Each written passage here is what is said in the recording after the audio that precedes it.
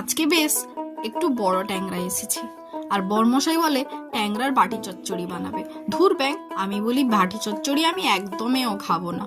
আজকে আমি বেগুন ট্যাংরা বানাবো। একবার খেয়েও তোমার বাটি চচ্চড়ি ভুলে যাবে কিন্তু। এত বড় ট্যাংরা দিয়ে কেউ বাটি চচ্চড়ি বানায়? ছোট ট্যাংরাই ঠিক আছে।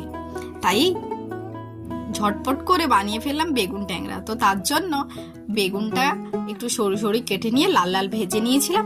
আলুগুলো লাল লাল করে একটু ভেজে নিয়েছি, আর মাছগুলোও বেশ লাল করে ভেজেছি। তারপর সেই মাছ ভাজা তেলে কালো জিরা ফোড়ন দিয়ে মশলা বাটা দিলাম, পেঁয়াজ, এক কোয়া রসুন আর একটু সাদা সর্ষে ভালো করে একটু বেটে লাল লাল করে ভেজে নিয়ে স্বাদ মতো নুন, লঙ্কার গুঁড়ো, হলুদ গুঁড়ো দিয়ে একটু জল দিয়ে ফুটিয়ে সর্বশেষে বেগুন দিয়ে একটু ধনেপাতা ছড়িয়ে নামিয়ে নিয়ে দিতে হবে। তারপর গরম ভাতে পরিবেশন করলাম। এবার বরবাবু খেয়ে বলে, সত্যি দারুণ হয়েছে কিন্তু।